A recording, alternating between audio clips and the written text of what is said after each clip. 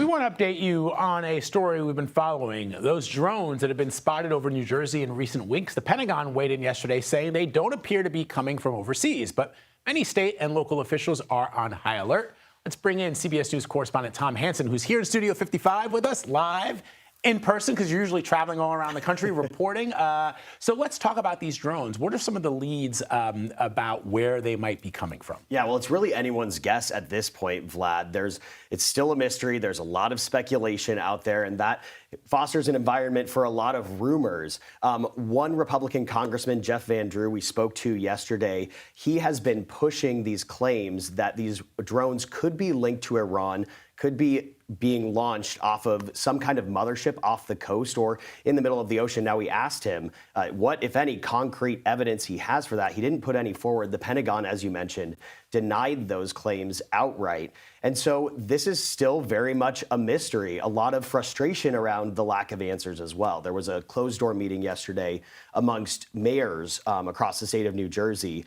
One mayor who we spoke to as well also told me that the contents of that meeting could have been wrapped up in an email. So they walked out of there with no answers, and we're still looking for clues as to where and who is sending these drones. So interesting. I thought the best part of your piece from the evening news last night was when you spoke to a woman who owned like a shop or something, and she described the size of these drones. Because when I first started seeing this story, I just thought to myself, well, there are drones flying all over the place all the time. But she seemed to indicate that they were quite large. Oh, yeah. She said that they were the size of a small car. They were flying at least 1,000 feet above the ground, and they were still visible. Now, these drones are coming out at night. They're being spotted at night, at least. And that's because of all the lights that are attached to them, which are red, green, and gold, according to people that we've interviewed.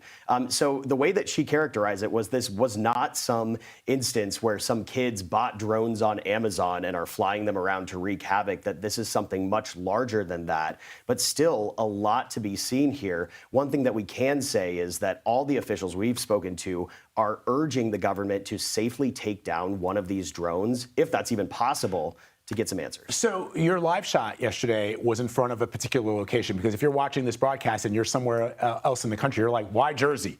Yeah. Where were you last night broadcasting from to wrap up your piece? Picatinny Arsenal, which is a military base that is responsible for manufacturing munitions that go out to every branch of the U.S. military. And so that's one of the concerns here. These drones are not just flying aimlessly. They are being spotted precariously close to sensitive government sites, and that has people on edge.